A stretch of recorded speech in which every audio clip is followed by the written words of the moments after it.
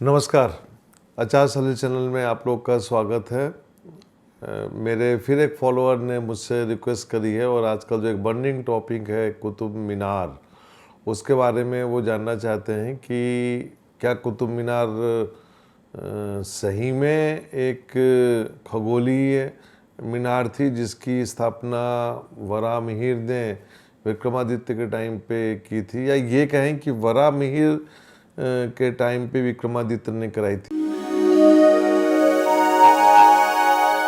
हम जब ज्योतिष की पुरानी किताबों को पढ़ते हैं और उनको बड़े ध्यान से देखते हैं, और ये किताबें जो आज से करीबन 1400-1500 साल पुरानी किताबें हैं, जो बेसिक एस्ट्रोलॉजी की किताबें होती हैं उस समय की, हम जब उनको पढ़ते हैं तो हम वराहमिहिर को भी पढ़ते हैं और वहाँ पे पुराने ग्रंथों में ये निकल के आता है कि एक मीनार के बारे में कहा जाता है कि विष्णुपद एक पहाड़ी के ऊपर एक मीनार की बात निकल के आती है और वराहमिहिर का उसमें नाम निकल के आता है। वो बहुत बड़े खगोल शास्त्री थे।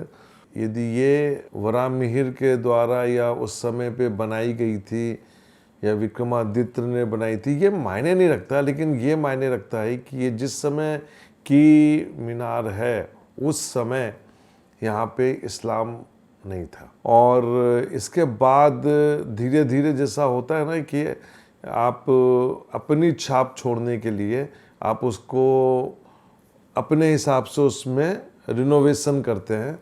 और आज भी आप जब कुतुब मीनार को जाके देखेंगे तो आपको चीज़ नज़र में आएगी कि 90% जो स्ट्रक्चर है उसमें छेड़छाड़ की गई थी। और ये कोई नई चीज़ नहीं थी, क्योंकि जब मुग़लों ने यहाँ पे आना शुरू किया था तो वो यहाँ की जो परंपरा थी, जो सनातन धर्म था, उसको वो किसी तरह ख़त्म करना चाहते थे। ये आदिकाल से चला आया है कि जो भी राजा होता है वो अपने साम्राज्य का विस्तार करता है और रास्ते में जो भी लोग आते हैं उनको वो उनका कत्लेआम मचाता है। ये जग जाहिर बात है। और कुतुब मीनार उसका नाम दिया गया। और क्या वो सही में एस्ट्रोलॉजी के हिसाब से देखा जाए कि क्या वो सही में सनातन परंपरा का एक सिद्धांत को दृष्टिगोचर करता है, ये एक बहुत बड़ी बात है। इसको अब मैं सभी फॉलोअर से बोलूँगा कि आप वराहमिहिर को पढ़िए और पुरानी हिस्ट्री को निकालिए। हालांकि भारत की जो हिस्ट्री है उसके साथ बहुत छेड़छाड़ की गई और उसको बहुत ही प्लान तरीके से उसको हटाया गया। और इसके पीछे मुझे बड़ा दुख होता है कि ये कहते हुए कि हमारे ही लोग इसमें इन्वॉल्व रहे हैं। तो आइए इसको एस्ट्रोलॉजिकली देखते हैं कि क्या सही मायने में क्या हुआ होगा।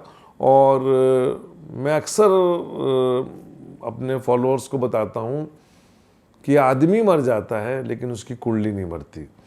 और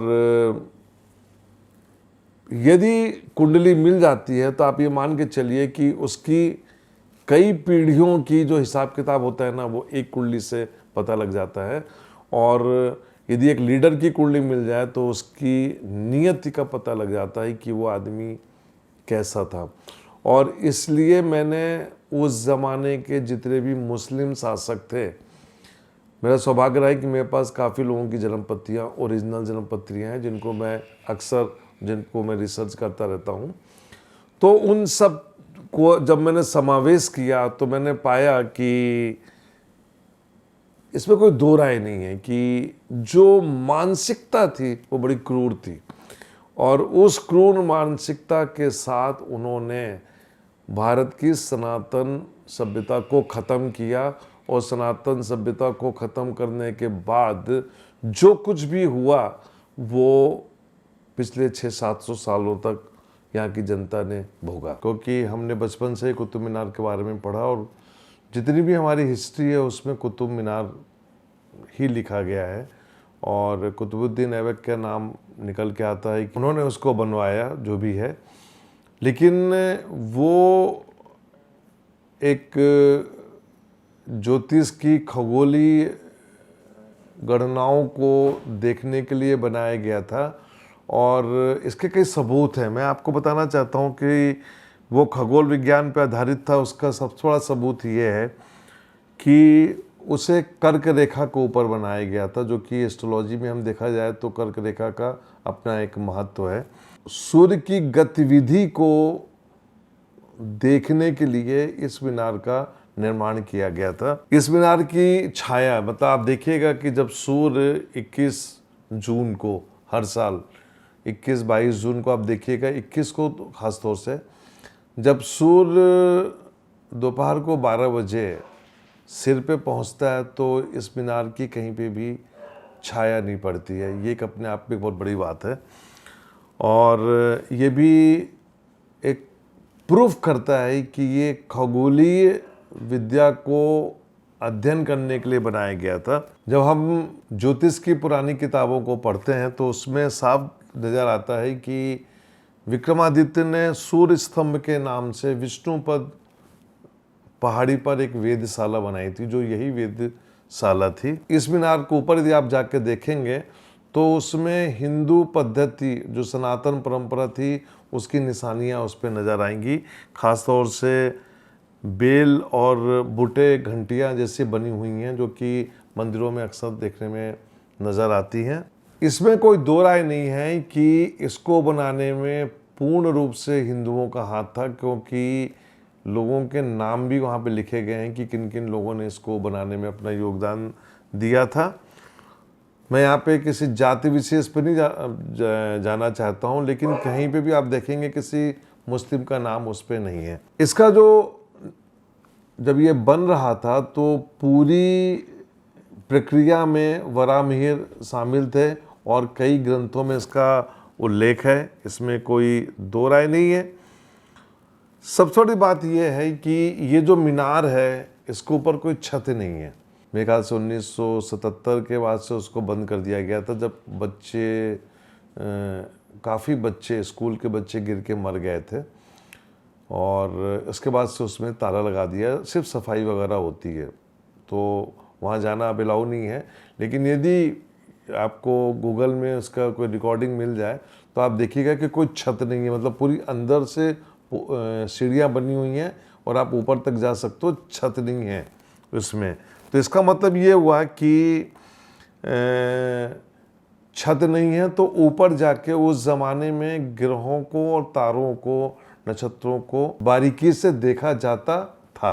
एक बात और मैं आपको बताना चाहूँगा कि इसका जो मुख्य द्वार है वो ध्रुव तारे की दिशा में खुलता है।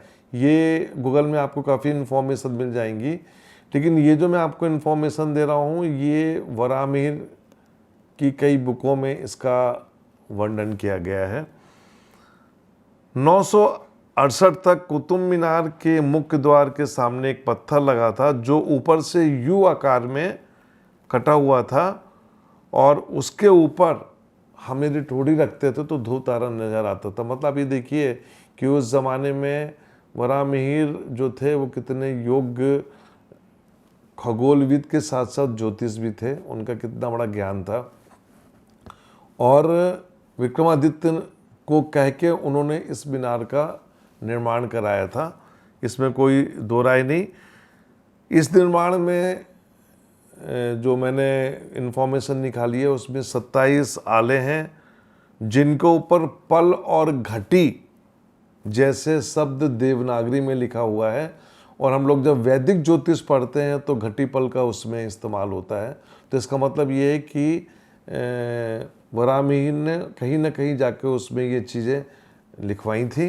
कुतुब मीनार के यदि आप अंदर में जाइए, क्योंकि अभी ऑफिशियली नेम उसका कुतुब मीनार ही है तो कुतुब मीनार बोलेंगे, तो यदि हम अंदर के भाग में हम जाते हैं तो 7वीं और 8वीं शताब्दी में आप जो उस समय हमारी मुख्य भाषा थी देवनागरी, उसमें काफ़ी कुछ लिखा हुआ है 7वीं 8वीं शताब्दी में।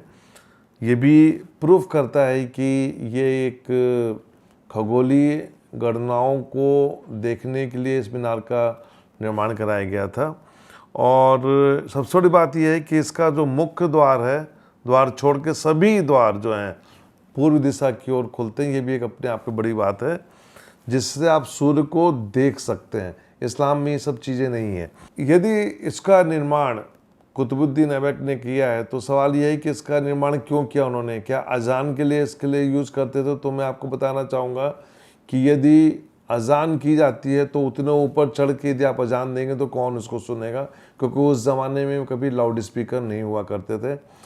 जो जितना भी जो प्रूफ है जो गूगल में है, और हम जब कुंडलियों में जाके देखते हैं उस ज़माने की जितने भी बादशाह थे, जिनका डेटा मेरे पास काफ़ी लोगों का है, वो प्रूफ करता है कि इसके साथ छेड़छाड़ की गई और बाद में एक बादशाह का नाम जोड़ के इसका नामकरण कर दिया गया। तो मैं ये कहना चाहूँगा कि ये जो कहा गया है कि इसको कुतुबुद्दीन ऐबक ने बनाया और उसमें फ़ारसी में लिखा हुआ है, तो ये सब जो चीज़ें की गई थी बाद में की गई थी।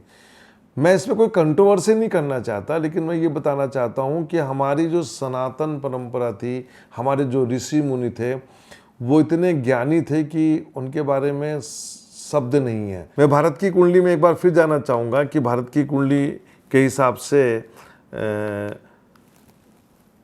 क्या होगा।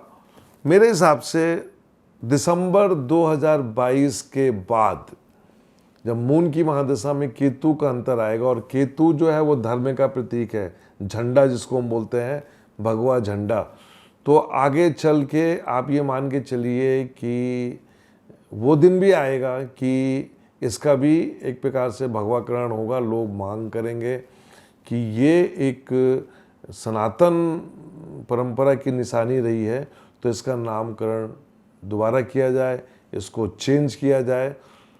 बस देखना ये है कि वो कब होगा। लेकिन मैं समझता हूँ कि आगे आने वाले वक्त में ऐसी बहुत सी घटनाएं होंगी जो पुरानी सनातन परंपरा में जो तोड़ फोड़ की गई थी, मैं समझता हूँ वो वापस आएंगी। और ये क्यों हो रहा है, सबसे बड़ी बात ये है कि ऐसा क्यों हो रहा है आज 1000 साल के बाद, इसके बारे में मैं आपको अगले वीडियो में बताऊंगा कि दरअसल जो युग परिवर्तन का दौर शुरू हो रहा है, जो हम संधि काल में हैं, हम उसका आनंद उठा रहे हैं।